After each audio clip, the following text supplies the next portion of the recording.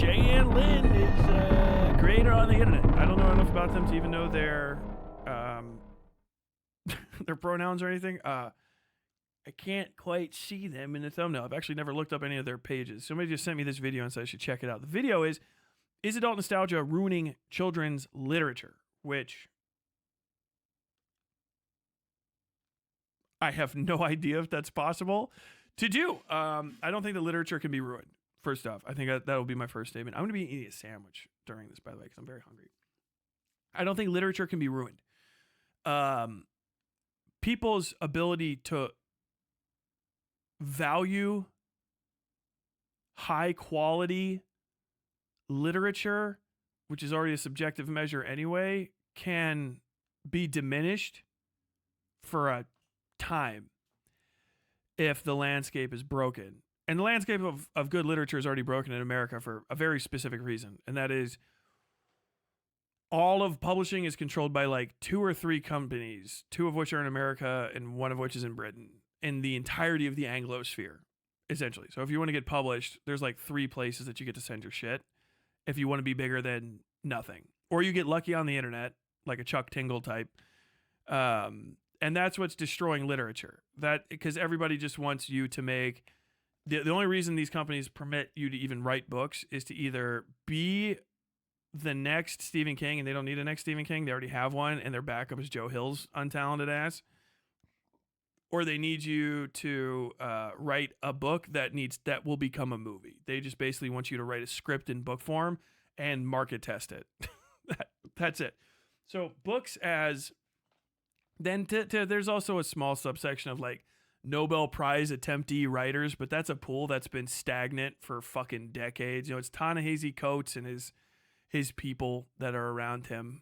You know what I mean? Like that New York Manhattanite vibe of people that are really like, you know, it's a very diverse pool of people that live in Manhattan. If everyone really have to, sometimes they live in London and Los Angeles. A very diverse pool of people. You know, there's every color, creed, and background represented that you can find in places as diverse as Los Angeles, New York City, Chicago sometimes, and London. Just, you know, real melting pots where all of the world comes to be represented in equity. New York, LA, sometimes Chicago, and London. Oh my God. That's why fucking literature sucks right now. Because we don't permit the existence of a Bukowski. It is not acceptable. It definitely don't permit the existence of something like a Davis Grubb. We just don't have those. You have shitters, you have TikTok luckies, and you know the indie market is where you find like the most off the wall shit. But you won't find a lot of experimental fiction. It's a lot of the samey. It's why I got bored with reading new stuff. It's the fault of the authors that get picked. I mean, a lot of you suck. If you watch this, I'm sorry. If you're a big 3 author, 99% chance you're fucking dog shit. Ass, so you fucking suck. Here's a good rule of thumb, with all due respect. I know I'm probably like stepping on toes of people in an industry that I'm close to. If you wind up on Sadie Hartman's book recommendations, you probably are fuck awful at writing. You probably are one of the most nothing to say, having ass motherfuckers that have ever existed on this fucking earth. Okay, you've been retweeted by Stephen King in the last 10 years. Probably you aren't it. No offense. This isn't jealousy. I'm just saying I fucking took those recommendations and I read them. And they fucking sucked. Like, Stephen King's fucking rec for a book at this point is a rubber stamp. Scariest thing I've ever read. Okay, Steve. Thank you. Do you need some fucking Metamucil before we tuck you into the sock you sleep in? Jesus Christ. Either way, this is Cheyenne Lin's video. I know that was a divergence. God, I want to fucking talk about and do some more writing. Fuck me. I don't know. That'd be a good poll. I don't know. One of the mods, if any of you guys are paying attention, in Discord, don't do it here. Would you just want to see me do like a subathon, the worst subathon ever, where I try to write a story live for like 12 hours or something? There would be no one watching it. I have to scroll back to see the fucking. I don't know. Let's see. Well, I'm gonna hop into this. Here we go. When you brought him? Yes, we did. Are you sorry you brought him? Yes, I am. Are you glad you saw it? Yeah. Are you sorry, sir, that you brought your son along to see Alien? No, ma'am. I think he should have seen it. It's something that he needs to know, that things like that could happen in life. That could be a true story, based on, you know, science. Science. We never know what's going on the outside of the world. Did the movie scare you at all? Yes, ma'am, it did. Would you recommend to your little friends who are your age to go see it? No, I wouldn't. Oh my God.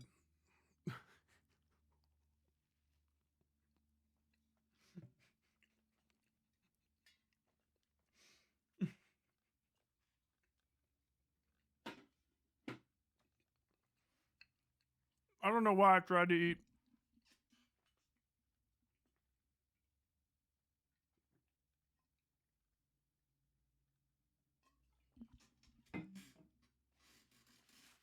Real talk, I don't know why in the fuck I would try to eat a peanut butter and jelly. I'm fucking talking into a microphone. I ate peanut butter. What the fuck is wrong with me?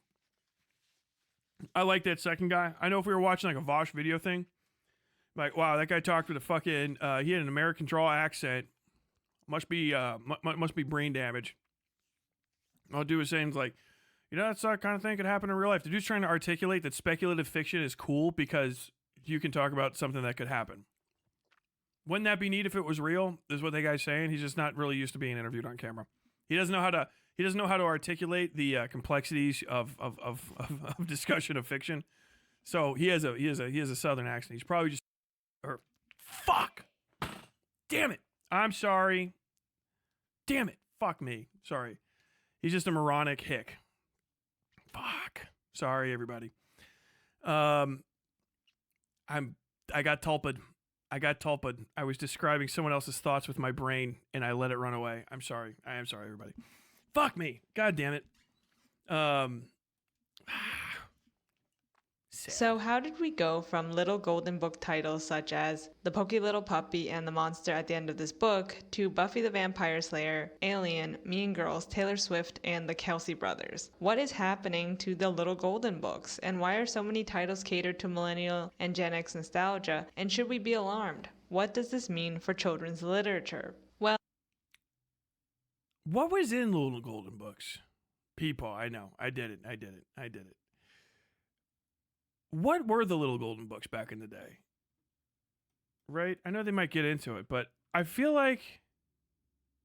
Do we have any of those? Hey, do we have any Little Golden Books? Like just left over from being a kid or anything? Say, this is all gonna be on camera in here, but... The Pokey Little Puppy? Say, I can't even... I think maybe Goldilocks and the Three Bears might have been one. I don't know. I got the slur jar this time, people. Yeah, I guess it's not a misgender, but I'll still... Damn it. Fuck.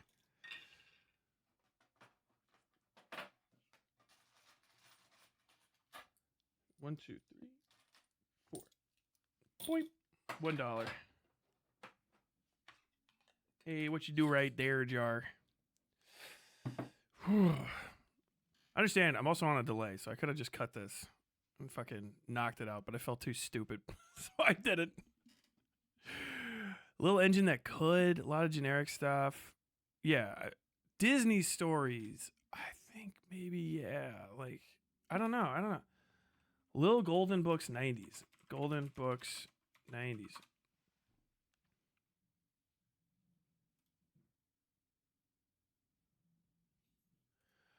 Oh, I think Grover's Guide to Good Manners, Tale of Peter Rabbit. I think I've seen those. Are the Richard Scary books Little Golden Books? Those have been the ones probably I had. Those are like the little cat people and worm guy that drives around in a little Apple car. Yeah, I don't know. I feel like did you not expend everything you have with that? It seems like a lot of child properties nowadays usually have their own production elements, right? So if you have like Bluey probably comes out for like the Bluey Corporation. You know what I'm saying? So back in the day, you would get an IP and then you would make it into a book. Hey, you guys want to take this IP and do a book with it and then give us like, we're not going to do shit, but you're just going to give us 50% of everything. Okay, yeah. That was like the 90s. Now people don't buy books as much for stuff like that because they just don't. And there's also just a lot more books too. Feels like the old golden books, like looking at it, was kind of like a slop content type deal, you know, like you're just kind of turning out something real quick, just a few pages, a few drawings. Well, in this video, I thought we'd look into the history of the little golden books and the reasons why this person is a real fucking bread tuber too, by the way. I don't know anything about them, but Cheyenne Lin is absolutely a real bread tuber because only bread tubers can accomplish that echo. I don't know how they all managed to do it. Watch a day one FD signifier video, and it's like, dude, he might as well have just shouted it in through the window instead of trying to sit next to the mic. Long-standing children's publishing imprint has pivoted to marketing more to parents and nostalgia rather than original titles, as well as discuss how these titles illustrate a larger pattern of not having adequate or enough tween media, and thus Kids Lit has become more adult-centered while simultaneously. Were the little golden books, where they be tween? I feel like that was like Richard Scarry's and stuff is for like 2-year-olds. Like anything with a cardboard cover like that is for someone that's like young, you know, just old enough to not be like little baby grabby and rip the pages. You know, baby books are made out of all cardboard. They're hard. They click when you shut them, right? Or they're squishy plastic stuff. We go all the way back to the 90s. Or cloth.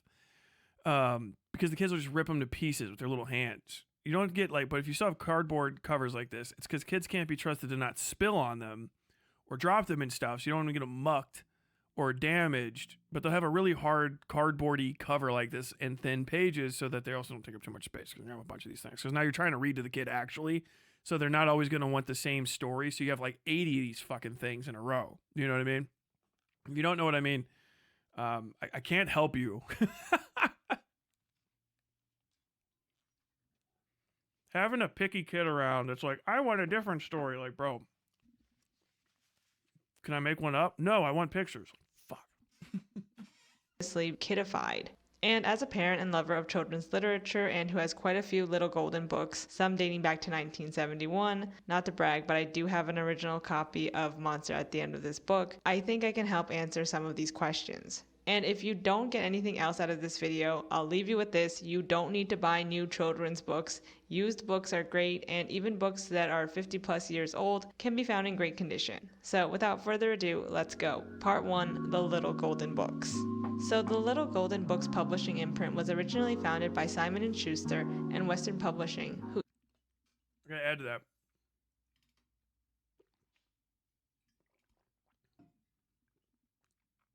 Sorry, I don't know if that's actually in the fucking mic. Be very careful if you go thrifting for kids' books. They can get bed bugs in them, especially those kind. This isn't like a gotcha to this person. Any of those that have a poofy, it's really like a kid-resistant spine. Hardcovers can get this too, but anything that has a poofy hanging over the back of a bound spine like that, every type of like house parasite will try to live in those fucking things. You can get silverfish infestations and stuff. So make sure, because they'll move from the clothes that someone else brought in, or the kind of people that sometimes go to the thrift shop. Let's all be honest with ourselves. And they'll get inside those books. So always make sure that you like bring those home and like gas them or leave them outside for a couple nights, because books can be like infestation vectors. And a lot of people don't know that. If you go thrifting for old books, make sure that you don't bring back actual bookworms or like book moths or whatever they are. They might actually be in an old book and you didn't flip through the pages, and then you'll like be like, oh, hey, why is there dust on this shelf? And it's because that thing like got out, had babies, and now like your bookshelf is a habitat for book moths or some shit. Like, just keep that in mind. People don't know about that. And there's a lot of books. There's a lot of books out there. Libraries will be very, very careful when they take in books. My girlfriend, my wife's mom, used to do this gigantic book auction thing in West Virginia, and they would have to be like very careful about where they got the books in and stuff, because sometimes the books would stink. Books would smell bad from some bad smelling person's apartment, and that smell will come and it won't ever get out. It's like in the pages because they're like sponges. So just keep that in mind. generally buying new kids books is actually okay. Middle grade, like 3 to 5, right? Used, okay. If you're getting books for babies, they will chew on them. So if you get them from a thrift shop and you haven't scrubbed down every page, the kids can get sick from licking the books. They'll do that. They'll lick the book. Especially if you're a new parent, understand. That's why they're cardboard like that. The kids will lick the book. They'll chew on it.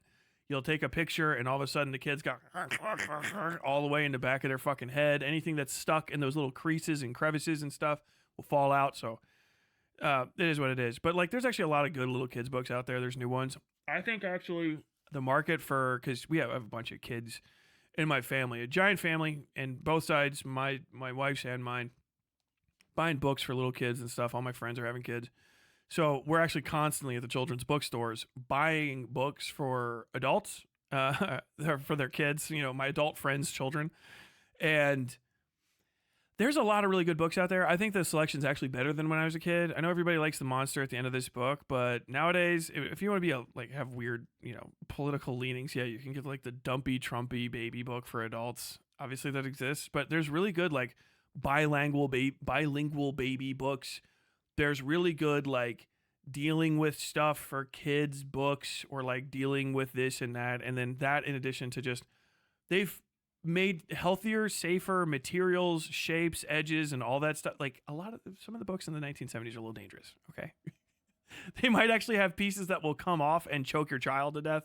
Those foil covers and like cardboard can laminate, and then that shit's like plastic and it rips off and it fucking done. All right. Just be wary that actually some of those old books are kind of shady. So I don't know. They're all over the place, but there's a lot of really good new kids books. Don't think that. If you're in Louisville, Carmichael's Kids has a fucking awesome selection. It's a gigantic, it's one room, but it goes up like 10 feet, 12 feet with fucking roller things with kid stuff. So check it out. Each use the imprint to publish children's books at an affordable price. According to their website, the books were sold at 25 cents each in 1942 when the original 12 titles were published, and they continued at that price point. In the 1970s and 80s, Little Golden books were going for 69 to 89 cents. The Little Golden books today still keep their low price promise, averaging around $4.99 per book. The idea of the books was that they weren't only going to be durable and accessible price. Let's just see what inflation is. Inflation calculator. I'm just interested. 25 cents in 1945. See, if in 1945,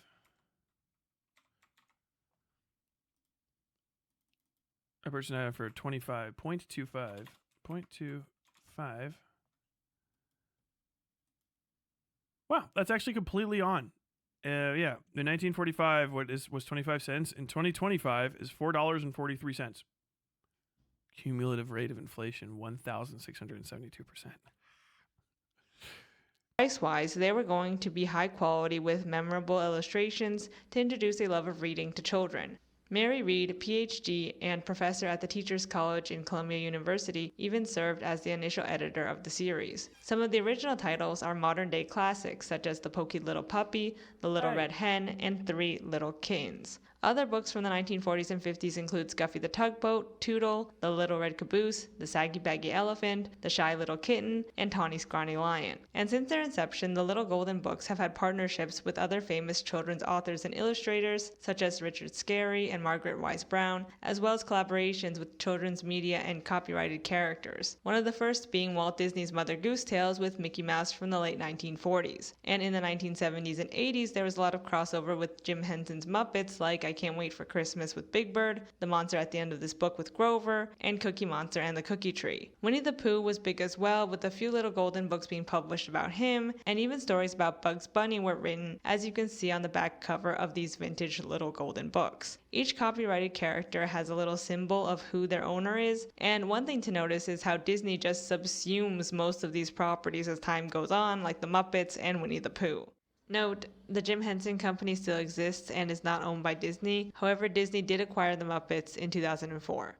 The Little Golden Books have gone on to sell over 2 billion copies as of 1999, a little fun fact that was used on their back cover advertisement. And just 9 years before that, in 1990, they declared 1 billion books were sold, so in less than a decade, another billion were sold. Talk about numbers. It's safe to say that the Little Golden Books are a staple of childhood for many in the US, and that the original books and characters such as the Pokey Little Puppy, as well as the crossover books with Warner Brothers, Disney, A.A. Milne's Winnie the Pooh, Raggedy Ann, and more, were beloved parts of people's childhoods. Which is why many adults today who are parents, have children in their lives, or who are just lovers of children's literature and the Little Golden Book series are confused as to why the imprint has chosen to dive headfirst into titles that seem so out of left field, including PG-13 titles. Does Buffy the Vampire Slayer, The X-Files, and Wednesday really belong in the imprint for children? What happened to Sesame Street and the Little Red Caboose? Part 2, why is this happening? Why is this happening and who is this for? Well, I think it comes down to two main factors. Firstly, nostalgia, and secondly, how childhood is being cut short. So let's talk about nostalgia. Nostalgia is humanity's second greatest weakness to the neck. Oh, brother, this guy stinks! And it sells. The Little Golden Books have always known that collaborating with other children-centered media works. Pre-existing IP brings in customers. However, back in the day with Mickey and Minnie and Grover and Big Bird, those were IP for children, and they had no nostalgia tied to them since they were just being introduced in the 1940s and 1970s. I guess Winnie the Pooh had some nostalgia for grandparents, but for the most part, the reason for those crossover books was to get children engaged with TV characters, not to get parents to reminisce about their childhoods. Nowadays, the reason for these titles like Mean Girls is to get parents to buy the books for their kids and continue the cycle of consumer nostalgia. So when their kids grow up, they'll want to buy Mean Girls merch or Wednesday Funko Pops. Well, I mean, it's kind of the same thing, though. Hopefully it has less of a hook. My dad was born in 1964. So his children's books would have been in the 1970s.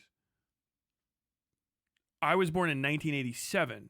So my children's books are from the 90s. So understand, they already had nostalgia at the time. Okay, those books have been working on that since.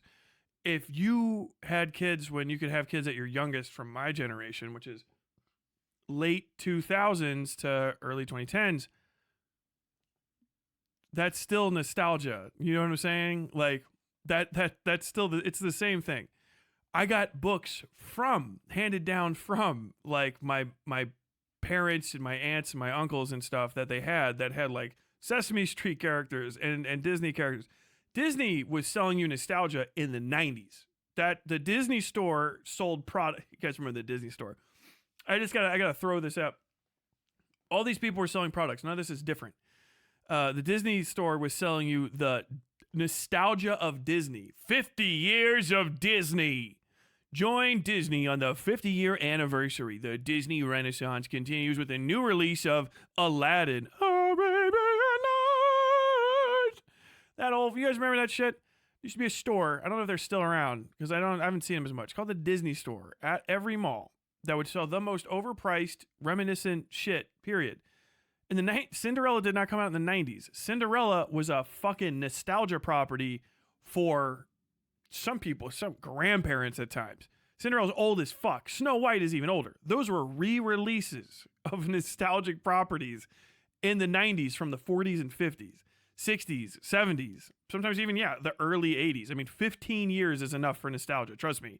I was literally just listening to Jar of Flies a fucking shitload this weekend because it reminded me of being in high school 20 years ago in 2005. And it's, an album that came out 10 years before that. There's a lot of nostalgia there. Do you know what I mean? So it's kind of like that's always been the case. And if we continue back further, Snow White is pretty PG-13. They dumbed it down a little bit, all right? Because, they were actually cutting hearts out and shit. All of these properties and stuff, if you go back far enough, eventually become a little bit more adult. The Sesame Street, when it started, was not as cutesy and colorful as it is now. Sesame Street started teaching inner city kids that there's like a future. Like you could count, hey, we want a kids show for you. So it was like, you grow up. It's like Mr. I can't remember all the people, but you like look at the The old Sesame Street's like, yeah, Sesame Street is like a street in the hood. It's like in fucking the Bronx. Do you know what I mean? Like Sesame Street is a shady working class neighborhood in New York City. Is where that, like, Oscar the Grouch living in a trash can is not a cutesy thing white people thought up because they were like, what if a guy lived in a trash can? It's because Sesame Street is in the fucking hood, bro. Sesame Street is that. Oscar the Grouch is a homeless man. He's a grumpy homeless guy they're helping you get used to. You get what I mean? It helps you get used to living in a multicultural, multi-ethnic neighborhood, like in a shady working class area, by seeing all of these big puppets that are completely alien looking. Oh, look, that's a Snuffleupagus. When I was watching TV, black and white Sesame Street, the Snuffleupagus, who was in a hallucination thought up by fucking Big Bird, by the way, its imaginary best friend. You know, I saw these people, these giant bird person getting along with guys that look just like me. And then there was another thing and it doesn't look like me and they all get along. It's because it teaches you that even though something's big and cartoonish and maybe a little creepy or scary looking, you can get along. Sesame Street has its roots in trying to help children grow up feeling normal in the hood. That's what that show is about. And I'm fucking crazy, you can tell me. But like that Sesame Street's dark origins are redlining. They repackaged it. It got gentrified. Somebody has to have done that. Play it at Cornbread Tube. Hit me with the link. Whichever one. Who did when Sesame Street got gentrified? Because I know that can't not exist. Sad hood movie.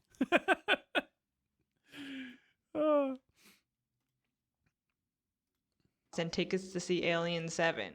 I will say that the Wednesday Little Golden Book isn't as much as nostalgia bait for parents, but rather part of the second reason why this is happening, which is a lack of separation between tween media and children's media. It's just a big commercial. A crummy commercial? Aaron Arrow Super Chat. Oh, give me just a second. The Disney Vault releases. Yes. The Disney Vault. That's what it was. This year, we're celebrating 40 years of Disney. They'd spin a big vault opening. Opening the vault for the 50-year remastered re-release of Snow White and the Seven Dwarfs.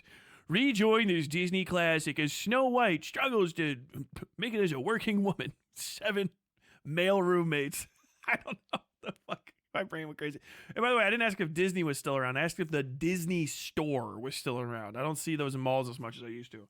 That was like your little sister's demand you go to at Hot Topic, right? Like the Disney store was a store that was so Disney, it broke the shape of what stores look like at the mall. You know, you have like all your shutter things and come down. The Disney store would burst out of the front of the area. If you're not from America, you might not have seen these either.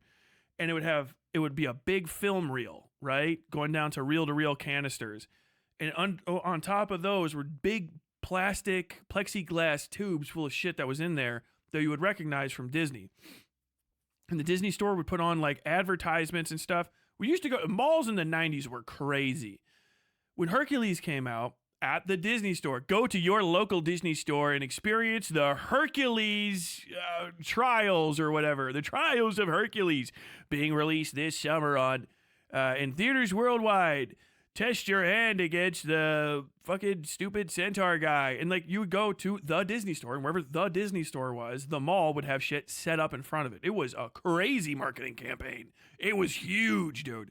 I remember this still because the Hercules ones fucking slapped because they had like test your strength, fucking arm wrestling machines and like all sorts of arcade games and stuff set up. And they would have like local actresses and shit dress up as like Megara or whatever from this or that, and there'd always be some lady, because Cinderella is really like the Disney thing. It really is. There'd always be some Cinderella lady, fucking whatever the fuck. It's crazy. You look back at Cinderella. Do you guys remember Cinderella? I think they might. I don't know if this is in the non-cut version, but I know it was in the original. The two dads arranged the marriage at the beginning. And they're singing over having beer. They're like getting shit-faced, arranging their children's marriage, which is not very for children at all. But like Cinderella was in all these books and stuff. I mean, this isn't like a shot at Cheyenne Lin or anything. It's just, understand, this is not new. This is not remotely novel, even. That like an adult property something like fucking Cinderella, Cinder's Ella.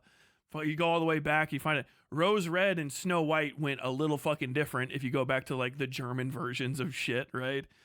Rumpelstiltskin, all these sort of things. The tradition was, folk tales and stuff, which are quite violent and quite German, and all over the place. And they got dumbed down and cleaned up for consumption. Fucking Aladdin is based off Scheherazade, okay? The 1001 Arabian Nights. There's a few other stories in there. So, like, they understand, like, they were adapting very, very adult, in case of Aladdin, very adult properties. It's a fucking lady trying not to get murdered after she's been sold into sex slavery to some dickhead, if I remember correctly.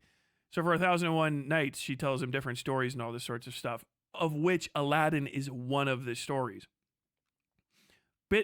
Pretty fucking adult compared to something like Alien, which is like, you have to have a kind of a deep understanding of gay culture to know what the really adult parts are past somebody gets eaten and just things explode out of your chest. By the way, shout out the gays, gay community. Sorry, I don't know if you guys heard this. It's a dark moment if you're actually gay. Poppers are being illegalized, possibly. The DEA is considering laws because of the Trump administration to legalize poppers. So, sorry that you had to hear it from me. Son of a bitch. Which I guess it always was. Is it Sleeping Beauty the I'm thinking back of? covers Oh, of fuck! Little Golden It Books is. are just advertising I space. am thinking of Sleeping but it Beauty. feels I'm wrong. weird now My bad. because a lot of the newer titles are geared towards adults and not kids. Like, are kids really that into the Kelsey brothers that they need their own book? I think the second reason for the kidification of AI. millennial nostalgia stories is a little more complex and has to do with this long-standing pattern in modern-day society where there's not enough tween media. And because there's not... I gotta push back on this. There's nothing about Taylor Swift you can't be nostalgic for Taylor Swift. She's alive. It's not really like a nostalgia. Like, I have nostalgia for Alice in Chains because fucking Lane Staley died like a while back, right? And like it was a part of my high school. They're not making more Jar of Flies. I don't know if there's new Alice in Chains albums. I've not listened to them, and I don't really care to, because it's different. Like that's. I can't have nostalgia for Alien. That's not millennial nostalgia. Alien came out in the fucking 70s. That's Gen X at best. That's an old. Alien is an old fucking movie. Like, really fucking old. Like, it's actually surprising. I know it really stands up. But, like, Sigourney Weaver was very young in that film, right? The Sigourney Weaver. Yes. Like, that's an old fucking... When the fuck... Okay, just help me out here. God damn it. It's been around for a minute. Hold on. Alien release.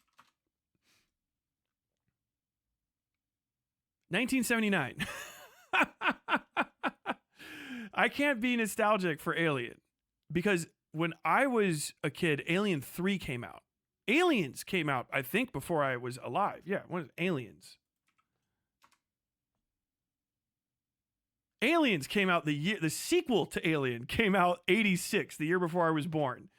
I got Alien 3, Resurrection, written by Joss Whedon. Okay, no. Buffy the Vampire Slayer, kind of. That's more of a Gen X property, unironically. Angel would be the nostalgic property for people my age because Buffy was on, like, yeah, you could watch it as a child, but like Angel was airing. The sequel, basically, to Buffy was airing when I was in 8th grade, if I recall correctly, because I remember people talking about that being on like the 2nd season. So yeah, maybe someone is, but those kids were sneaking that shit. Unironically, the people that I remember watching Buffy the Vampire Slayer as it was coming out in 1987 were like 10. Do you know what I mean?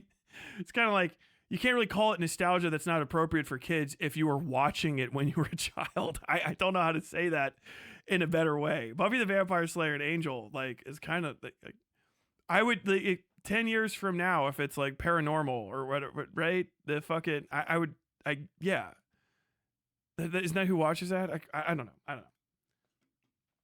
Never mind. Sorry. I'm just Adequate talking. tween media and spaces for tweens ages 9 to 12, kids' childhoods are being cut short and they're left floating in this liminal space where they're not little kids anymore, but they're not teenagers either. But they still feel pressured to grow up because there's no safe place to escape to just be a tween. So now kids are being exposed to teen and young adult stories as children between the... Yet again, I've got to tell you right now, once upon a time, the year was 1988. All right? And if you were gay, you weren't. And a show came out called Angel, which was a sort of spin-off to Buffy the Vampire Slayer. And that show became like the guiding light for the development of like 45% of the kids I knew that I was friendly with in school. A psychotically large amount of them watched Angel, which I thought was the stupidest shit in the fucking world, right? I was using Newgrounds at the time.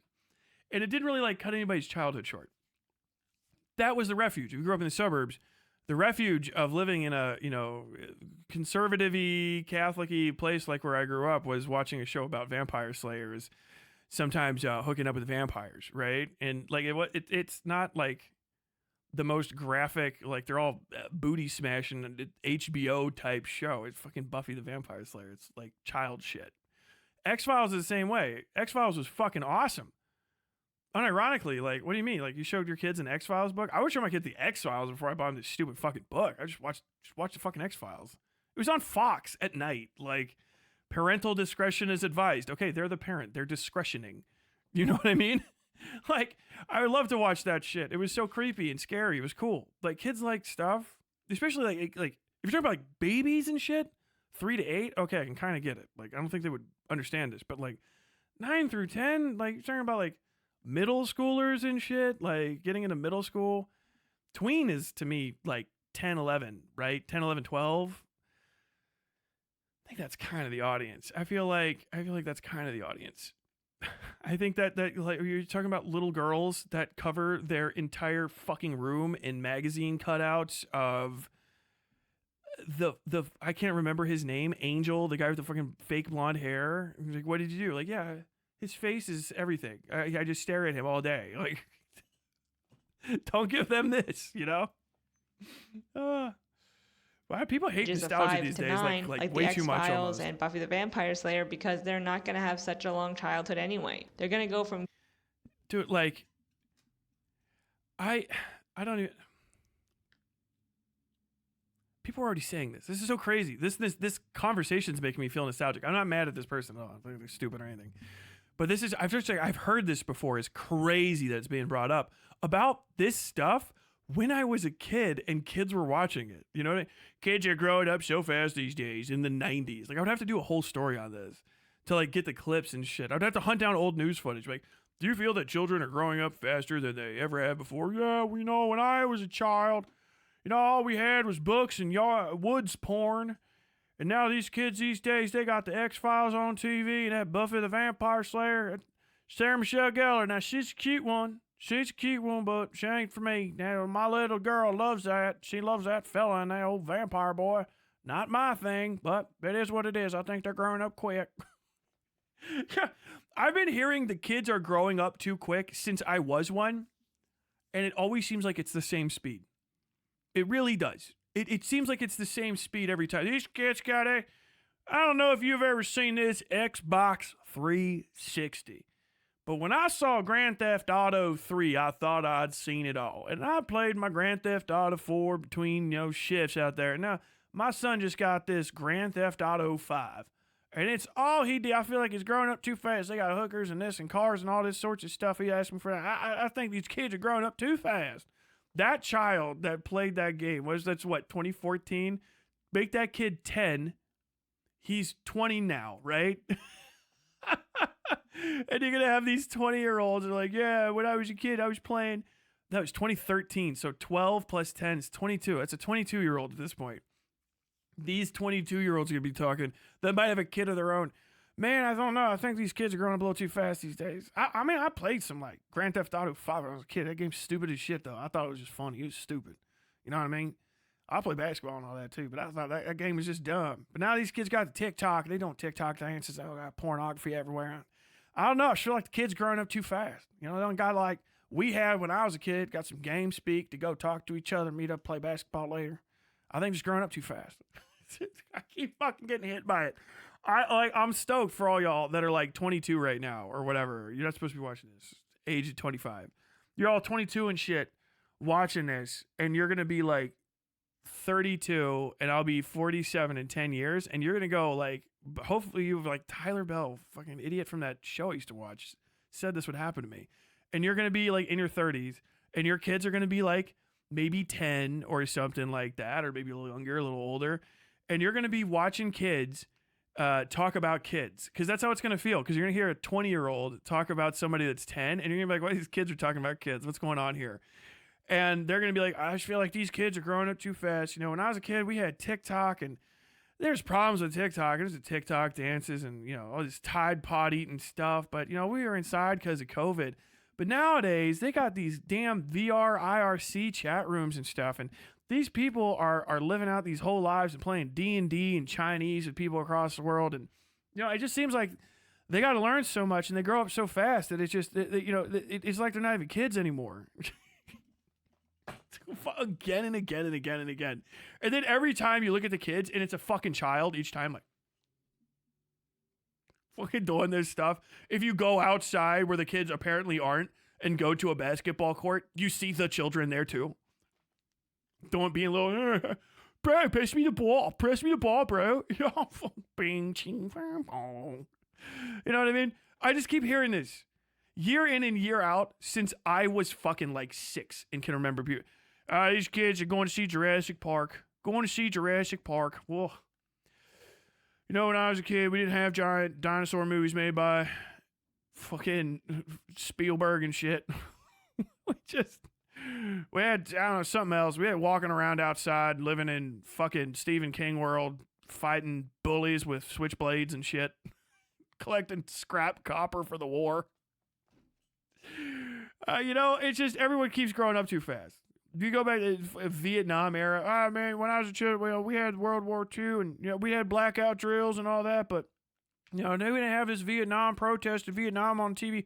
These kids just see that Vietnam, and they know it's just this, and they're just growing up too fast. Every year, every fucking year. I can't believe I'm seeing YouTube videos on it. It's just, I'm done. I'm so over it. I thought my generation would beat it, of being shocked by children being interested in non-childish shit. Like we're like, oh, wow. Like we weren't all like 12 years old saying every fucking curse word and foul thing we could think of in AIM chat rooms to people on the internet. Like dude, yeah, that's why you got to put guardrails up against the kids, because they're stupid as fuck and they will fuck up. But they're all interested in doing adult shit because adult shit's interesting, right? We don't make it bad. We make it fun. It's an engaging product, very often with few guardrails. So when kids see it, they're like, dude, I want that shit. You don't want to play Paintball Explorer 10? No, I want to play Call of Duty. But this game has paintball and it's no blood in it. No, I want to play Call of Duty because they can do an airstrike. You know what I mean? I don't know. I think it's all very obvious to me. Kid to teen as soon as they hit 10. No need to introduce any new original tween stories to them in the meantime. Just give them nostalgia bait and celebrity worship. There's no Neopets or American Girl gaming websites. No, dude. No. Okay, hold on. I gotta hear Club this. Penguin or Disney Channel, Tiger Beat or Limited 2. It's just brain rot, scrolling Shein, and TikTok for the most part. I don't know. You're out of your mind. Okay, you're bullshit. Bullshit. Come on. Are we gonna pretend that Total Request Live was not on? Okay, all the fucking tween girls weren't fucking brain exploded coding their fucking walls and Jonathan Taylor Thomas and fucking future sex pest fucking what's his name from NSYNC and shit. You know what I mean? Like, dude, no. On what earth, bro? We had the Disney Channel.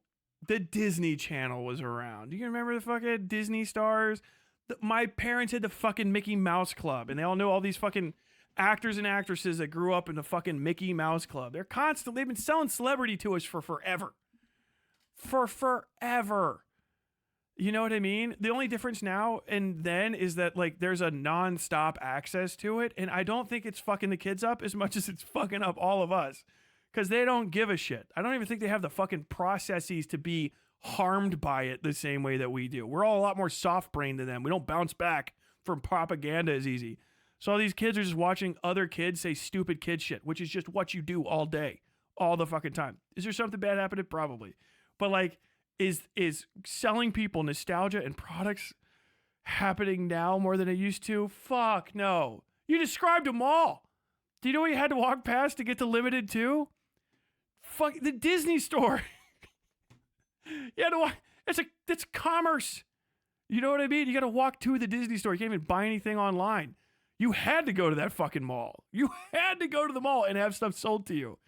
And they would have all the fucking people that were famous at the time. Like, you know, like this product, that product, that advertisement, all those Limited 2, everything. They would have the fucking famous people in their underwear and shit on the walls. Remember? Are we fucking whitewashing malls? God, I thought we killed them. And now they're coming back like we're gonna nostalgia for a fucking mall. Please kill me. God damn it. It's just such a confusing time to be young. There's not even really like malls anymore to hang out at. And I don't mean to like infantilize the youth and sound like a bitter. Cheyenne, you're doing the nostalgia. You're the old fogey. It's you. It's you. When I was young, I knew what was in, but now that I'm old, what's in is scary to me, and it'll happen to you too. Nostalgia for malls is crazy, dude. My nostalgia, unless Cheyenne Lin is 47, her nostalgia for malls is also misplaced. Because by the time I was old enough to actually go to them by myself, they were not mall rats malls anymore. That was on its way out as well anyway, because different types of shopping experiences were already being provided with and without the internet. The 90s version, the 2-story mall, right? The last one of those that existed in Cincinnati that was new was Cincinnati Mills. And I don't think they've built a new mall since. I think maybe Kenwood technically, but Kenwood's a different type of shopping experience, and like Cincinnati Mills was a mall. Cincy Mills had a fucking movie theater, a horrible, disgusting club up top that I've talked about before, bouncy shit, and a full arcade, and a full food court, like 2-story fucking food court, and every type of store that exists. You know what I mean? Kids today watch 8 Crazy Nights, and they're not going to get the fucking jokes about Whitey loving the mall. You know what I mean? The mall! The Reebok and the Foot Locker and all that stupid shit. Dude, malls were fucking dumb, bro. That was because no one had anywhere to go. Mall rats were considered like despicable. It's because you lived in the burbs and you didn't have a third place, so you would go to the mall and you would constantly be getting kicked out because you didn't buy anything. You would just go loiter in the fucking food court if you didn't have money. If you had money, you could go shopping, okay. And if you couldn't even get to the mall, you didn't do that. You did what people still do traditionally. Shout out my rural folk out there, my true rural kings. You go and you hang out at the fucking parking lot of the gas station. You go to the gas station, you park not at a pump, and then you stand by your car until people that know you come by. And then you go buy drinks in the gas station, and then you talk about how much you hate the gas station and how you wish you could leave the gas station, but it's the only place to hang out. And you wish that you lived one town over, the rich town that has 1,000 people instead of 500, and then you could hang out at the Walmart Supercenter parking lot. You know, my friend, they got a Lowe's, and across the street from the Lowe's is a Starbucks. So do we got parking lot with a Lowe's on one side and a Starbucks on the other? They're like, dude, he lives like a fucking king. Like, dude, everybody that was at malls back in the day would always just be talking about how much they can't wait until they can fucking go somewhere else. You know what I mean? Like, if you just watch Mallrats, all the people in Mallrats are talking about how much they fucking hate having to spend all their fucking time at the mall. All you do is hang out here. You don't even have a fucking job. Yeah, well, you hang out here all the time. Yeah, because I work here, idiot. God damn. I can't believe we did mall nostalgia. It's nuts. It's so fucking crazy. I get it, but that's nostalgia. You know what I mean? That's like deep.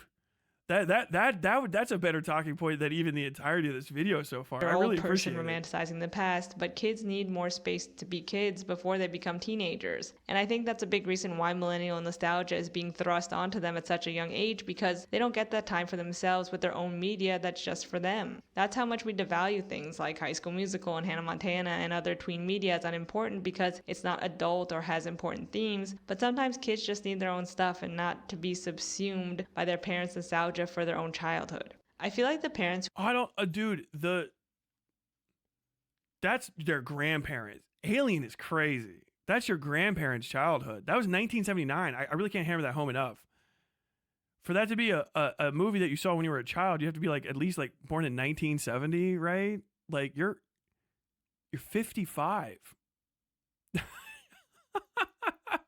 Maybe you're an older parent of kids. I mean, you can still have kids at 55, but like, you know what I mean? I just don't, that's definitely not a millennial thing, by any stretch of the fucking imagination. And like, the thing is if you like something when you were a kid, your kid might like it too. You know, I think just buying these books are fucking lame. The books just look like they're shit, which I get. But like, kids love that stuff, man. Like, watch any read fucking Stephen King books. Stephen King books are like, what do the kids do? All the adult shit in secret that the adults wouldn't let them do. They would sneak away and smoke fucking cigarettes and play war and beat each other's ass for nothing and go try to find dead bodies and stuff. You know what I mean? Like, you go share nudie mags and pretend you like what you're seeing because you just know you're supposed to look at nudie mags. You're just basically like, before we had some of these distractions, all of the kids on Earth were in constant danger of Pinocchioing themselves and like sneaking away to smoke cigars and drink beer and get turned into jackasses. Like, it's actually better, unironically. We have a whole lot less kids lost in the middle of the night. Ladies and gentlemen, it is 10 p.m. Do you know where your child is? There's some nostalgia for you. There's some nostalgia for you. It's 10 p.m. Do you know where your child is? Who are buying their kid the Alien Little Golden Book are Gen X kids raised by boomers who took them to see R-rated movies as children because boomer parents just saw kids as little adults. And now these Gen X parents want to do that for their kid. But now that's looked down upon, so they're... Bro, you can't even say that about Gen X people. People still do that. It's parental discretion is advised. I mean, when I was a kid, the fucking Passion of the Christ came out, and all these fucking Christians were taking their kids to go watch Christ be tortured to death for 2 hours. Do you remember? That was way bigger than people taking their kid to see Alien.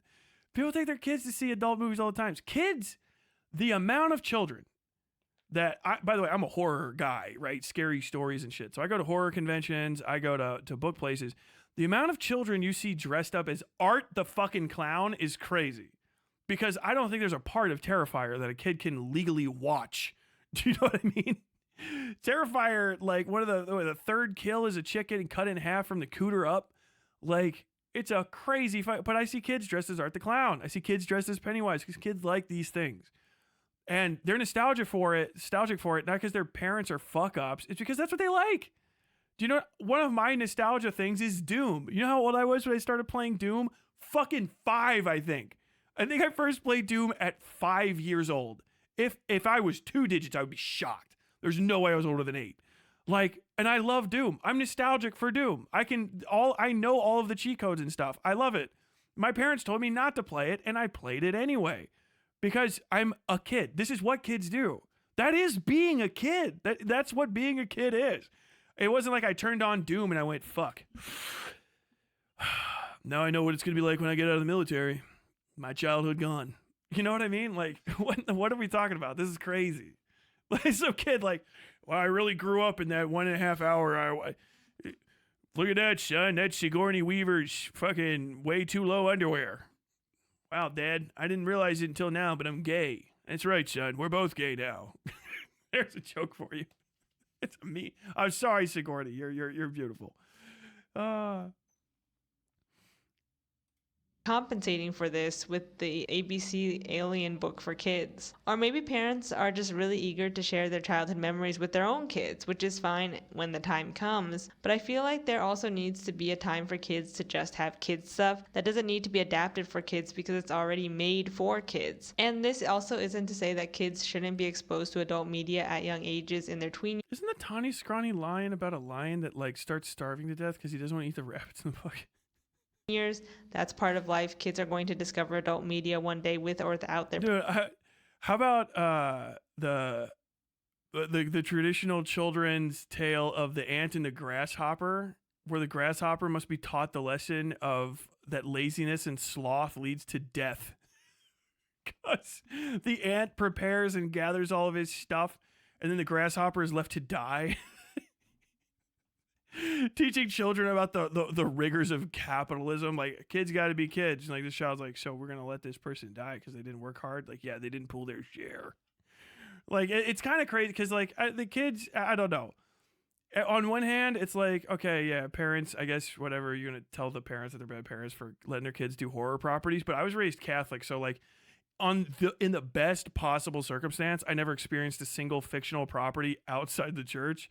Every Sunday, I would go to, and because I was in Catholic school every Tuesday as well, I would go to Catholic church, which has graphic depictions of the torture and death of Jesus Christ, who is crucified in color, 3D, right there over the top of the priest. And then I would transubstantiate his blood with my classmates after second grade and drink that shit and eat it. So, like, I don't know what y'all mean, you know? Like, I don't think that this is making kids grow up too fast. I think you like taking kids opportunities to do shit like this usually makes them grow up too fast because they live in the hood or something. You know what I mean? Like, what happened? Like, oh yeah, this kid had to grow up too fast. Why? Well, his mom went to jail for drug addiction and he was 12, so they lied and said his dad was still around so that his family wouldn't get broke up for like the next year until his mom got out on the misdemeanor charge. Like, well, holy shit. Yeah, I think that kid had to grow up too fast. Like, yeah, that kid at 13 had seen some real crazy stuff. He was changing diapers. He was like forging his mom's fucking signature and shit on school forms. Like, wow, that's nuts. What about you? Like, wow, this kid got an ABC book with the alien in it. Like, I think that's kids being kids. I think that's kids being kids. Parents help, but I'm just more of an advocate for letting kids have their own media and adults having their own media without needing to blend the two in order to sell more kids' books. But I don't know, if you want to show your 9-year-old kid Alien, I guess that's up to you. I know plenty of parents who have. I remember growing up and being called sheltered because I wasn't allowed to watch adult movies as a preteen, whereas my friends were, and I was watching more age-appropriate media targeted to tweens. But honestly, I was fine with that, but every kid is different. But the kids in the interview from 1979 did say that they wouldn't recommend the movie to their friends. Of course, adults now romanticize those moments and look back on their parents taking them to R-rated movies as a rite of passage and part of their growing up. And I'm not going to dictate someone's memories to them, but I just don't think kids today will look back on memories of their parents reading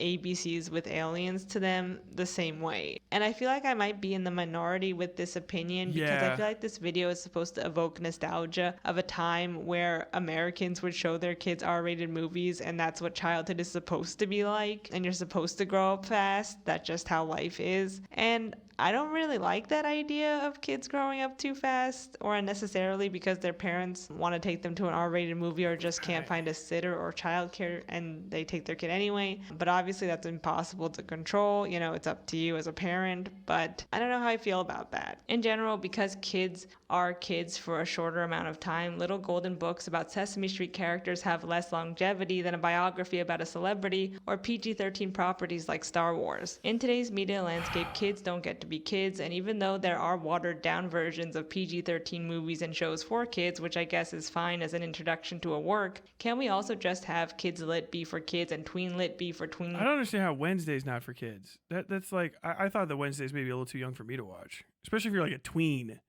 I feel like Wednesday is specifically for tween girls, like hardcore specifically for like 10 to, you know, maybe even like 14-year-old girls is like the ideal, and like anyone who would like vibe with that like rough demographic characterization. Because like when I was a kid, like the Addams Family movies were like for me, you know what I mean? Like, and they're still kind of for me as an adult, and I just like different things about them, you know. Gotta me, but like I like this shit out of those. I watch those, you know what I mean? Like, I think that this person, I think that Cheyenne, if you watch it, you're actually just a very sheltered person, and you're shocked that everyone's not as sheltered as you. Just separate the tween lit from children's lit. PG-13 titles don't belong in the kids section, and tweens need their own novels that aren't about pre-existing shows and celebrities. Can't we extend childhood a bit longer so when kids learn to read on their own, the first thing they're reading isn't a biography about a famous person or a TV show their parents really loved growing up? And on that note, can we also bring back adult romance covers so they're not confused with YA novels? I feel like we've reached a point in the culture where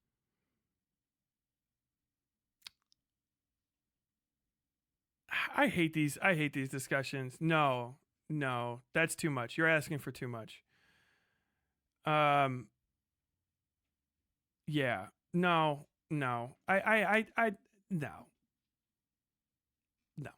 The kids are going to read whatever the fuck they want to read.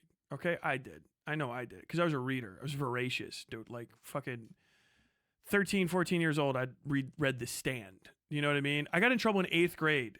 They kept trying to take away my copy of Hannibal. I was reading Hannibal in 8th grade because I was fucking interested as shit in it. That's why I make all the goddamn cannibal jokes. I just thought he was an interesting fucking character. Like, this guy's kind of cool. You know what I mean? And I just read voraciously. And I read anything that people told me I couldn't read, I would read more. If you want to have a description of what's in something, you know, if you just say not suited for children, includes graphic this and that, that's fine. And then you're done. I don't care. This idea, I keep hearing this too. This is the too uptight, snooty shit that's Voss shit too. I hear it from like people that can't turn off the sexualization for like 5 fucking seconds or like see stuff as not the most extreme examples. This is a type of a romance book. This is also a type of a romance book. The content of this would not be equivalent to the content of whatever this is, okay? Because this is what this is selling. A bodice ripper is about bodice ripping, okay? Sexual whatever. My Mechanical Romance is probably about some fucking soft boy mathematician. This dude is not fucking... My man right here is not doing algorithms, okay? My man's probably some sort of like lost pirate king or some Highlander guy with the tightest leather pants you've ever seen, bursting, bulging. You know what I mean? This is for like some girls like soft boy shit.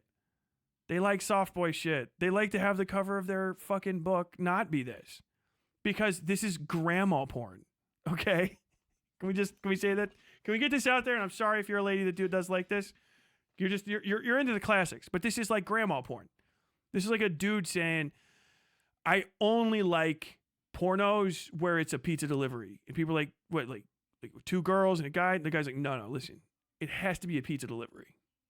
What are you talking about? Like, if it's not a pizza delivery, I can't deal with it. Okay, what the fuck, grandpa? What the fuck is this? What is strange? Why is that one note of all of the type of this content, the one specific thing that you gravitate to? He's just, because that's what I want. All right. But like, no. I don't like it. I don't like it. Let me tell you, maybe there's something to be said that the younger people can sneak these. I'll say it. I'll be the one. It's really hard to talk about sex.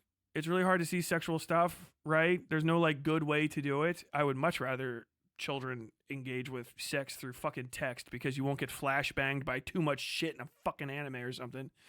But like, kids want to try to become adults. That's their entire purpose, is trying to become adults. Adults' purpose with kids is trying to make sure that they don't fucking permanently damage themselves while they approach the never-ending slog toward death that adulthood is, right? Obviously, you should be resistant to it. But I think that there's something to be said that, like, you can sneak one of these. Because if I see a fucking 12-year-old reading this, I'm not going to give a shit. But they might be experiencing something that's about as turgid as whatever the fuck is in these old bodice rippers, you know? He heaved and shoved himself upon me. It's text. You have to have an imagination to really... If you describe something that's never happened before, the kids aren't going to know what the fuck is going on. They're going to be like, okay, I guess there's just some heaving and some hoeing. And then I was free and my sweat cooled in the afternoon. Like okay, yeah.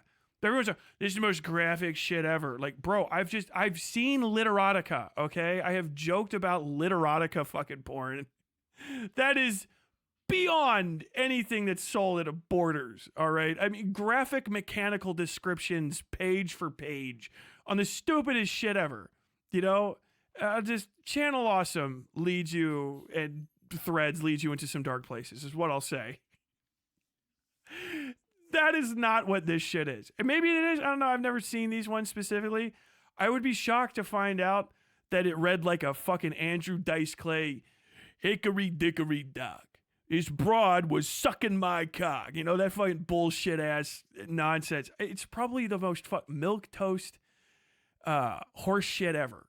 Do you know what I mean? Like, okay. And if the kid doesn't know what the fuck is actually happening, they're just gonna be like, oh, okay, so it's about like being really close to somebody and like feeling heat and sweat on them. It's like, unless you start to like, nah, that ain't fucking pierced there. All these fuck books suck. They're not sexy at all.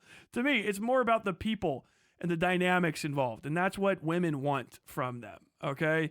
It's very obvious. I could write this shit in a heartbeat. I guarantee you I'd fucking rock and roll with it. It's not difficult, but you have to cater to a specific audience. This caters to a very specific audience. This does as well. It would be very fucking funny to see a 13-year-old girl walking around with a fucking bodice ripper, though. It's more like you want to catch him out. That's more the adult complaint, okay? Do not sell this book if the cover has been ripped off.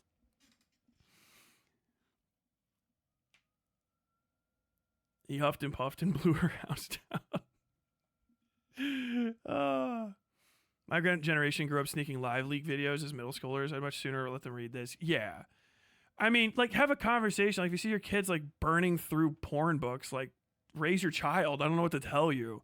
But I don't really blame the bookstore for selling this stuff. Some adult women want this cutesy shit, too. Icebreaker, okay, I don't know. Maybe this is, like, crazy. This dude's just, like, fucking clapping it up every 5 fucking seconds in this book. And it goes to, like, crazy places. But it's on... If Diane wants to read this in public, reading's harder. Go for it. Yeah, it's this.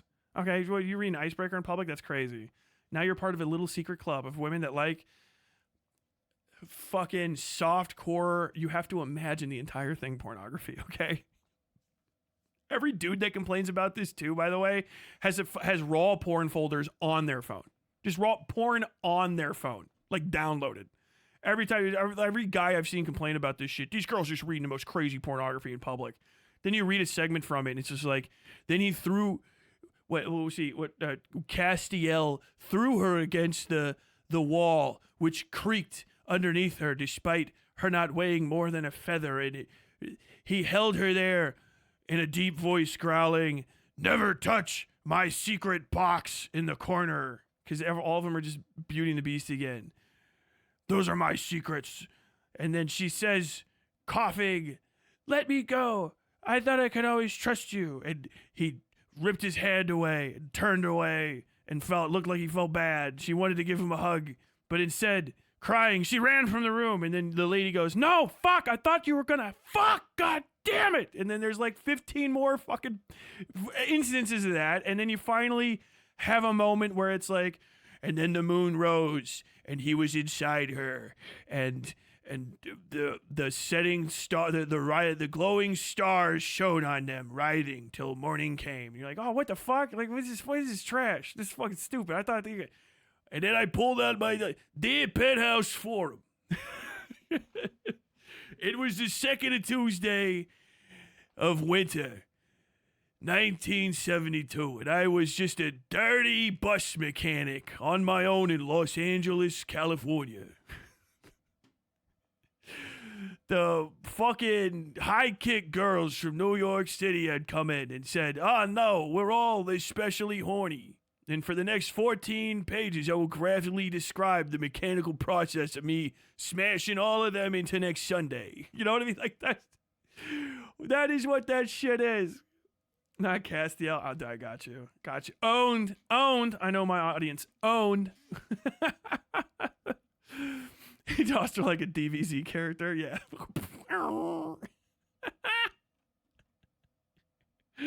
Where media is constantly being sanitized and infantilized, even art and media for adults. I feel like we're reaching this point in nostalgia culture where that fine line in family entertainment. Dude, I got all you goddamn porno book people in my comments are like, "Yo, hey, that was crazy you wrote that. What happens next?"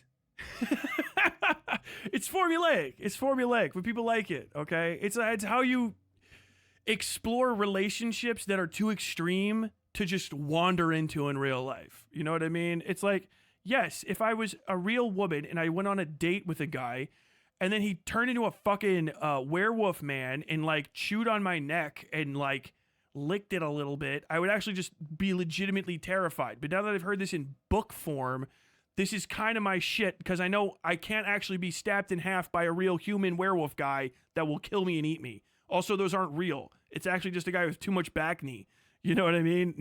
Named Arnie, who works at the Shakes and Burgers place.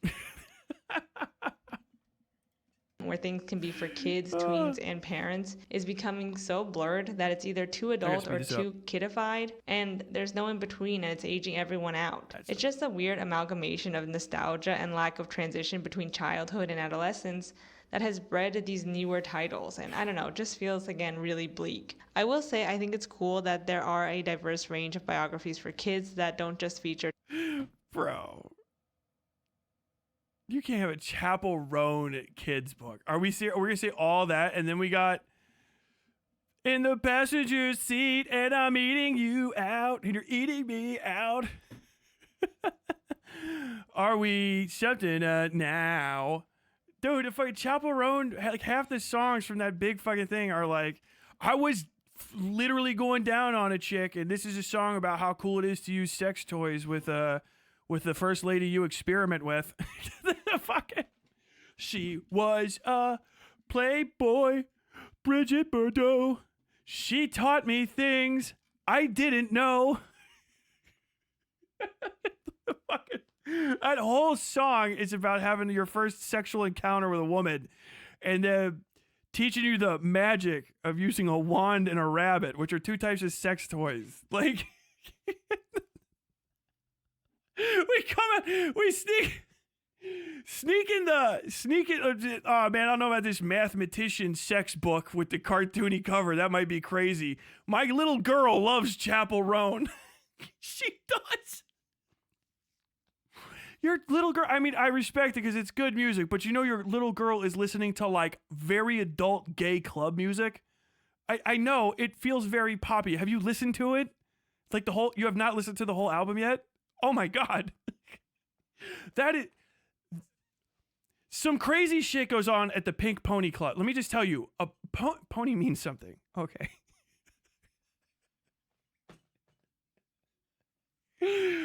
Oh, I heard that there's pony boys at the Pink Pony Club. Well, you are correct. There are. No, it is not like My Little Pony. No. Chapel Roan Kids book is crazy, bro. Oh my God, that's God tier. I love it. Taylor Swift and the Kelsey brothers. At the same time, we should be wary about nostalgia bias. Like some of the lessons from The Little Red Caboose and Toodle are not the best, to say the least. The Little Red Caboose is about a caboose who's underappreciated and only gets appreciated when he saves the day, similar to Rudolph the Red-Nosed Reindeer. Bro, what? Not to mention this Native American village that looks like something right out of Disney's Peter Pan. You fucking picking up. I never heard of that one. She picked up them 1950s and 1960s kids books. What's this one? Oh, this is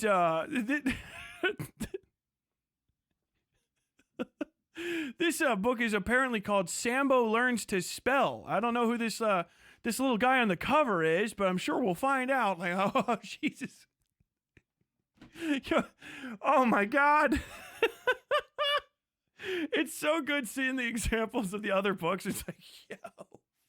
And then Toodle is about keeping on the tracks, staying on the tracks, don't deviate from orders, don't prance in the meadow, etc. I'm glad there's more diverse biographies out there too. Like, it's good for kids to be introduced to different.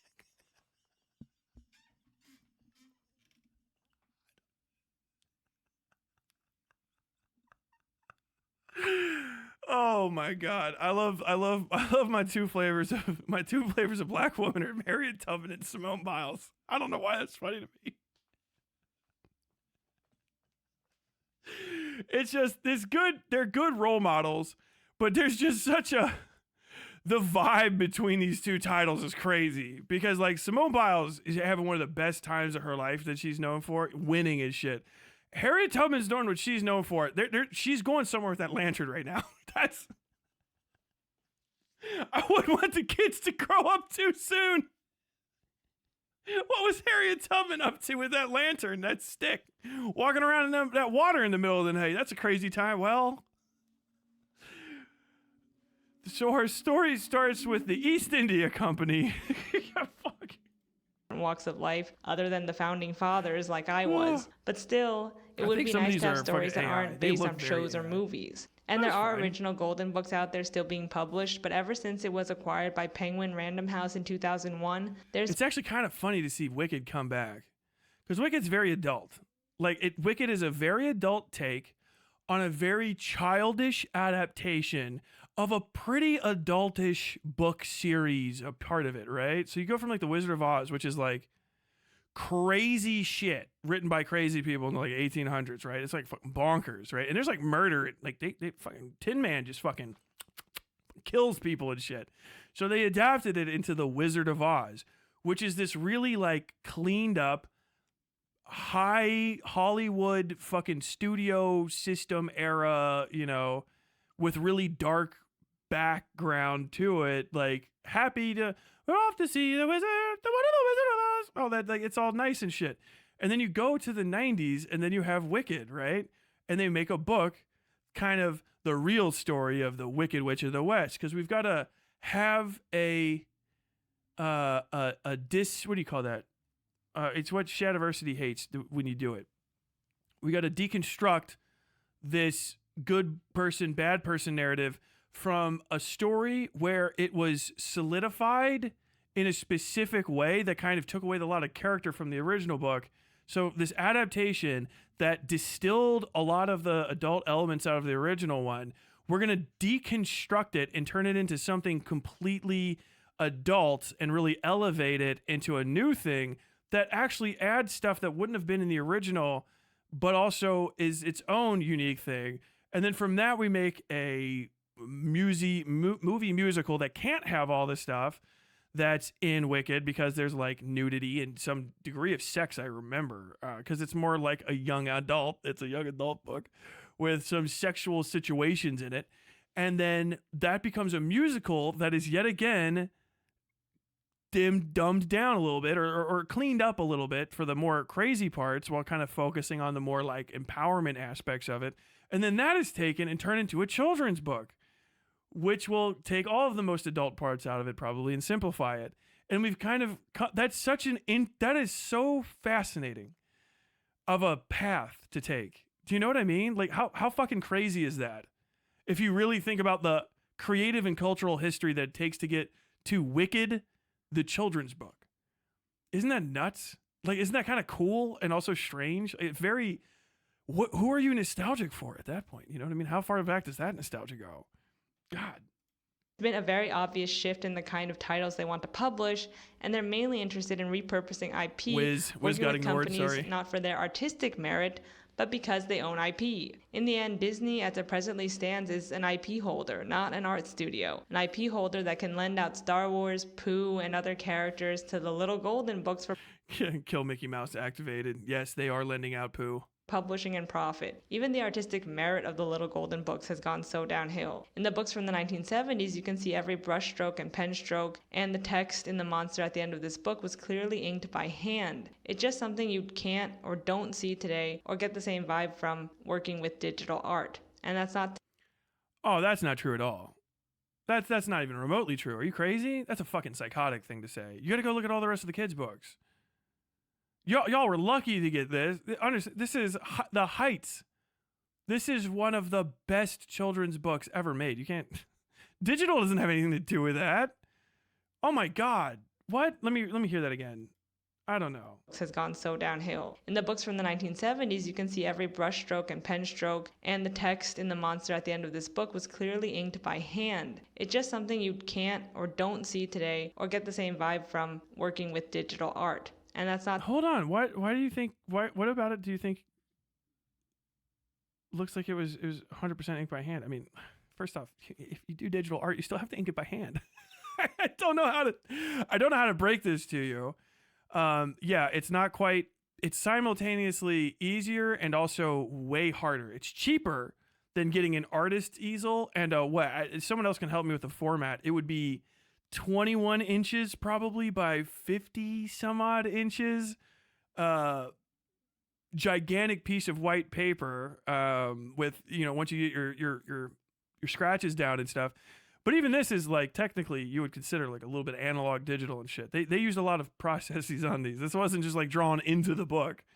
They did photocopying and copying and all sorts of stuff to clean these up. There's a lot of post-processing that happens here that you might not be aware of. But if you were to draw this digitally, you would still have to individually ink all of the inked parts. You can't get around that. You don't just hit stroke on a drawing and then like, hey, we're done. I don't know if you know this, but if you want all of the black pieces to appear, you just hit stroke and it just shows up. The other things look like shit because they're shit. They look like they're probably fucking AI art. And if they're not AI art, they're just hyper cheap fucking like asset stuff that people are drawing like 2 fucking seconds.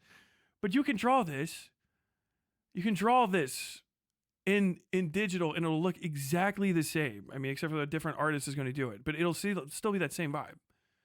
Once you print it and CMYK stamp it, which you might have never even heard of, once you transition it from RGB space to CMYK space, yeah, it might be different if you don't have a CMYK process paper or whatever the fuck $1 billion thing to draw on.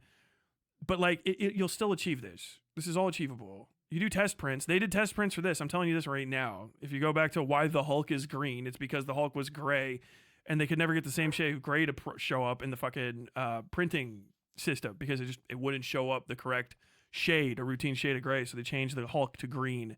They did the same stuff with this. They've done probably 500 fucking test prints of this, trying to get the exact CMYK mix down. And then every time they did a reissue, they had to do it again. And they were not even going off of the brushstrokes anymore. It was like the 500th photocopy of a photocopy of a negative to print this stupid fucking thing. Because they also didn't print these in America. They printed the ones that are overseas on the other side of the ocean. You sent the negatives overseas once instead of 500 copies of a book. It's a lot cheaper. Just so interesting. Interesting. I really do feel that digital art is not as informative. Same way you can learn more by seeing a painting in person versus seeing a scan. Oh, no, bad take. Absolutely terrible take. First off, a digital painting, or like, you know, what is it you think what is it you think you're seeing? Do you know what I mean? Like, what's the difference between typing with a typewriter and typing with a like word processor? Do you know what I mean? It's like the words are what matter. There's different things that you can accomplish. Like if you're doing impasto, right? Obviously you got to do impasto in fucking impasta. I can't remember. You got to do impasto on paper because obviously like you can't. It's really like modeling. You know what I mean? It's not the same thing. But like if I draw digital, and I drew ink, traditional stamp. Like I'm not gonna fucking draw it like you think like Chris Chan thinks you draw a fucking comic. I'm going to ink it and color it all on the same page. If I use traditional printing techniques and with the same access to colors as the 1950s or something, you know, instead of using Pantone, I use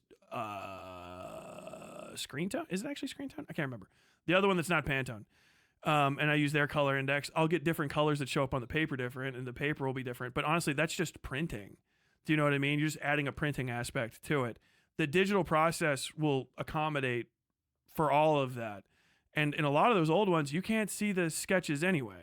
Like if you're just upset because digital gets cleaned up, you can see uncleaned up digital artwork. Like if you read any manga, they're the fucking scribbliest cunts in the fucking world. You can see exactly their thought processes sometimes. If you watch the right kind of manga before they go and they figure out that they left it in the digital edition, you'll see them delete a fucking head circle here and there. And you can see all of that. If you can't catch what people are doing and how they're accomplishing it and what they're trying to get out of the individual medium, you're kind of missing the point of the art at all. Because if I drew impasto, big chunks of ink or of paint, you know what I mean, on the canvas, right? If I did an impasto painting, right? I think I'm impasto. I can't remember how to say it right. And I used that technique to make a picture of a woman. You wouldn't use that to draw the Hulk. Do you understand? Like you wouldn't use that to make a comic book because it's two different styles of making the medium appear on the paper. You could take things that you learned and do it, but you wouldn't go like, okay, so what part do I make the gigantic chunk cast shadow so that it changes this normally white color to a slightly off grayish brown color? Like you wouldn't be doing that. Same thing with like, you know, if you go back to like Renaissance era, Da Vinci era, you start doing sfumato stuff, mixing small amounts of pigment in with oil in order to give things a sheen. You do that differently in digital, but you can still accomplish that. You can do that.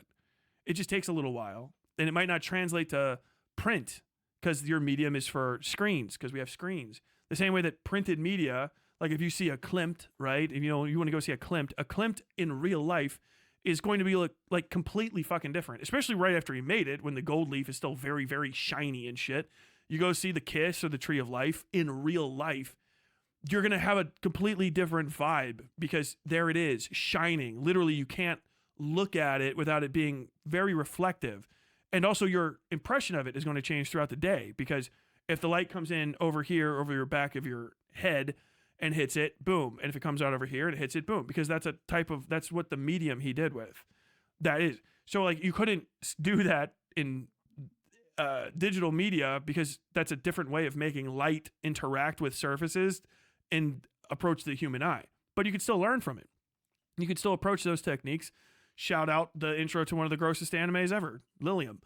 They did a pretty good replication of the vibe of Klimt, and that's why I know about Klimt. Sorry, art education people in my life. But it kind of goes. So like when you're talking about comic books, you know what I mean? Or even something like this, printed, where it's 3-color inks and a gradient. That's a whole different process. This isn't drawn raw like this. You won't learn how to make this by trying to replicate it. If you drew this from scratch on a piece of paper with all the blues and yellows and stuff, you actually wouldn't have made it. The way that you make these old printing type deals is you actually draw in blue pencil. You draw in blue pencil on one sheet and then lay another sheet over the top of it. You actually do cheat. People don't even realize this. Then you have the blue underneath, that's your sketch, and you ink over the top of it. And then you can either do a photocopy and get the blue out of there, or you can draw directly over the top of the blue if you're in a hurry because you do, weekly comics and type stuff. And then you photocopy that. And then you have just the inks. And then once you have just the inks, you actually lay out the colors differently because it's a pain in the fucking ass. And you do the same thing. All of those photo processes are actually what digital art is based on. The layering system that you use is the same as in photo processing and this stuff. Color separation into CMYK or into RGB or into other different types of disparate vectors and whatever the fuck have you, and all that stuff. That it's done that way. Like you're kind of not approaching it correctly. There is nothing about this that can't be done in digital, and not only can't be done, it wouldn't be done just as difficultly or hard. You know, the big part is actually getting it to show up on this book.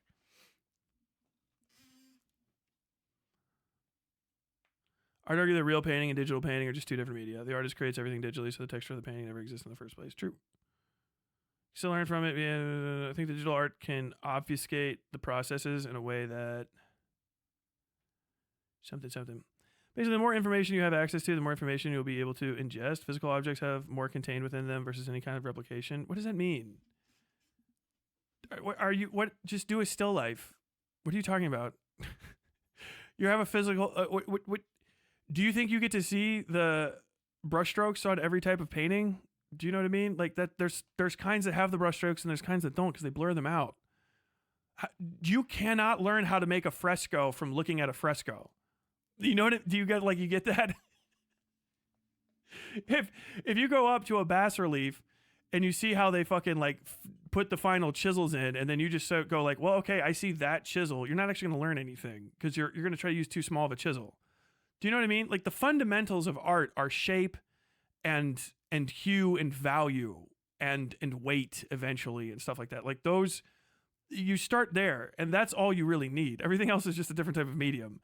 You're incapable of learning from a medium without understanding how it was made first. So you just do that in general, right? Like fundamental art appreciation will get you a lot further. Like, yeah, I guess that doesn't make any fucking sense. You're like hyper focusing on it. Like there's more information and stuff, but like what information do you think is actually there? Do you know what I mean? Like you take a statue, right? Take the fucking Venus de Milo or whatever the fuck, or the Jason Argonaut statue, whichever one. When you look at it, you're only looking at the finished product. So like the last things to touch that statue aside from polishing cloths are going to be like wire brushes and hyper skinny thin chisels. But that's not going to teach you how to select stone. Do you know what I mean? Like there is actually, the limit is knowledge of the medium itself, not the how to learn how to do something. If you want to learn how to model something, then learning in a 3D modeling program will actually help you do all of the other stuff and probably faster, because you don't have to get stoned and shit before you try to figure out how to shape a head. When you start trying to figure out, distance and value and anatomy and proportion and shit, you can do it infinite amounts of time because you have free hand. Once you want to learn a medium, yeah, you have to learn that specific medium. But like painting does not give you more knowledge about art than everything else. I think if anything, most artists agree that sculpture technically gives you the most amount of knowledge because it demands 3 dimensions and proportionality. But like the medium itself is the medium. You can't just take clay and then immediately just like, no, man, I studied a physical medium. So now I just know how to do granite as opposed to marble and all that stuff. It's the argument you're making is bad because it's saying like, we're talking about fundamentals. You're talking about like the medium process, and it's not the same thing because you won't even use the same tools from medium to medium to medium. The carving tools for stone are not the carving tools for clay. The carving tools for a bas relief in limestone are not going to be the carving tools for, a 20-foot tall statue in marble. It's all going to be different stuff, and you're going to need different things. Why are you mad at me? I'm not. I spent many years in art school studying painting. I don't know what to tell you. It's not something I made up in my head. Sometimes your fucking art teacher leads you astray. I don't know what to tell you. You're in my world, okay? Your fucking art teacher means nothing to me. Analog can never replicate the GIMP pepper brush. If you paint over a sketch, you are concealing the process. Yeah, you got fucked over there. I don't know what to tell you. It's a bad take. It's wrong. There is no difference. It's like saying like which would be better to learn how to draw, like painting or sketching. Like, well, you're learning two different things. You're learning to paint and learning to sketch. If you're learning how to do visual art, that's its own thing. You do as many things as possible. Most people can only get a computer because a computer is a one-time purchase that I use for a lot of different things. And then I don't have to go buy $60 worth of modeling clay and a heater. Do you know what I mean? I don't have to buy tools and have space. I can have this little thing. And at that point, the fundamentals of creation are value, shape, form, fucking proportion, size. Do you know what I mean? Like, I really can't hammer that home enough. It was a bad take. You're fine. I'm not mad at you. But like, I don't want that take to be permitted to be like an acceptable way to talk about this stuff. It's a good question. You brought up a good conversational point.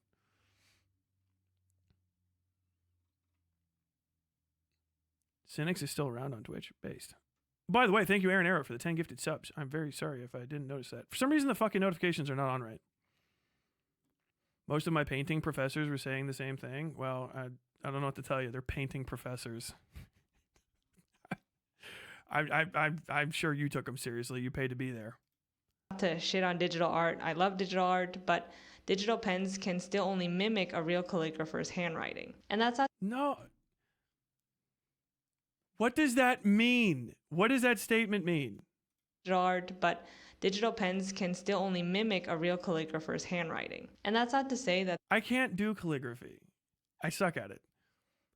A real calligrapher will, once they learn how to use the pen correctly in digital, will be able to do calligraphy digitally. The calligrapher does calligraphy, not the tool.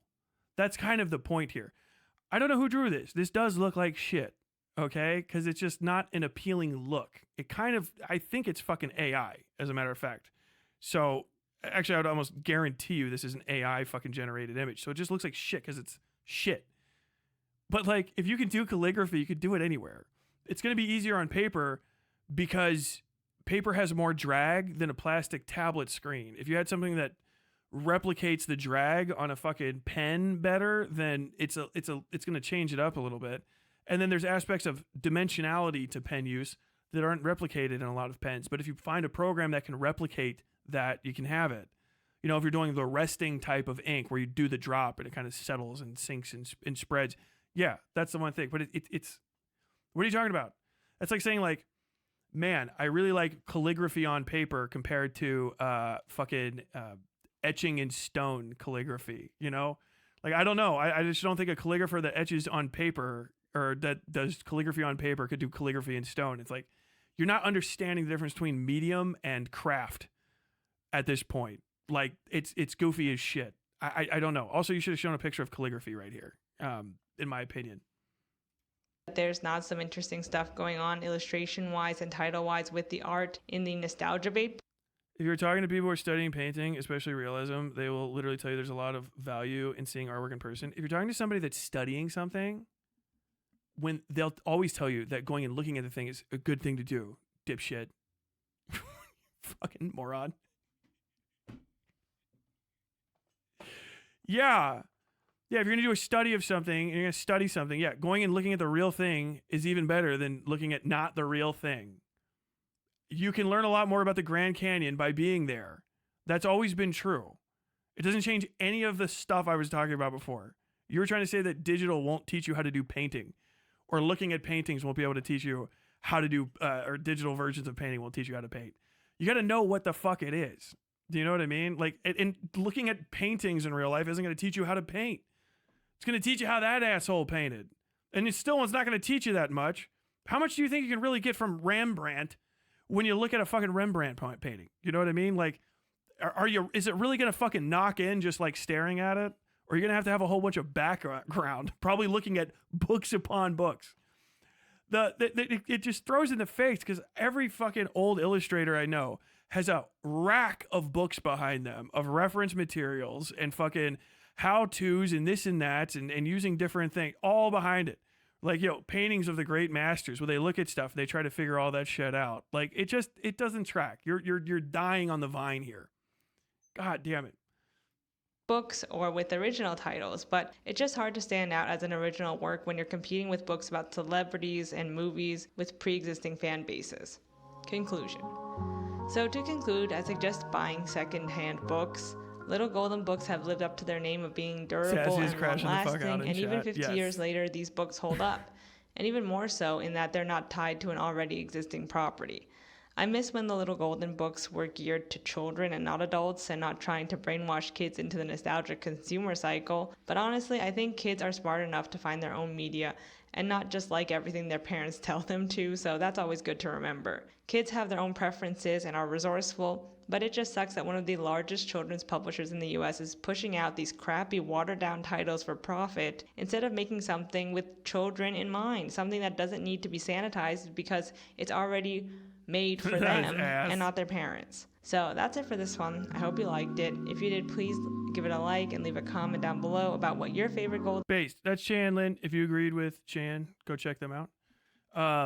I did not, in a general sense. I think that's actually a nostalgic take overall, unironically. And it's not like the worst thing ever for somebody to do. It's actually pretty fucking common, especially as you get older, if you're not used to getting older yet. I grew up a little fast. I had a strange 18th birthday, to say the least. That was always the case with those books. Those books, it seems like even when we looked back at the past, there wasn't a lot of like really unique new name or new entries into it from back in the day. And I mean, even I think one of our first things is saying their first things is saying, yo, did you know that like I have like one of the first editions of There's a Monster at the end of this book? Because they reissued it. I think those were always kind of like trash can books. You know what I mean? They were slop and you get lucky. It's the old Disney guy, Eisner's statement, hey, if we make art, whoops, that's kind of cool. Good luck, but we're here to make money first. All right. And if we make art, then we've also made art, which there's some level as I get older of like, okay, I get it in there because you need the money to make the art. That's a bookmaker. They make books. They don't create them. They don't draw them and shit. They're publishing whatever they can get their fucking hands on and sending it out. And it's probably ass. It was probably ass back in the day too. It's not a high quality product. If they're already taking, IPs, but they happen to be ones that you have a closer connection to, you're a little nostalgic for like the old socialist street, Sesame Street, it's going to feel like different to you because you're looking at it kind of with nostalgia glasses. But the real case is, the fact of the matter is, it's the same thing. Back in the day, they were just taking from the Sesame Street people and Jim Henson and doing what Jim Henson did best. Fucking marketing out, the Muppets. Put the Muppets in anything. Call him up. He'll fucking show up. Jim Henson Company. We're either making a new puppet for someone or we'll use the same one for you. How many fucking Muppet movies are there and how many of them are good?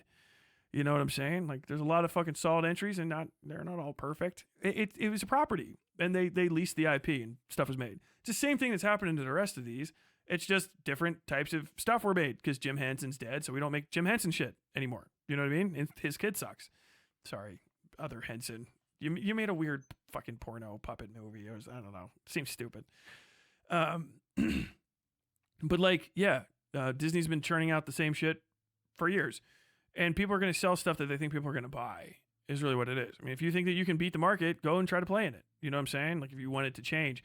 But whining about markets and whining about like the quality of stuff that's out there doesn't really get you very far. You can just say what it sucks because you're gonna comment on it.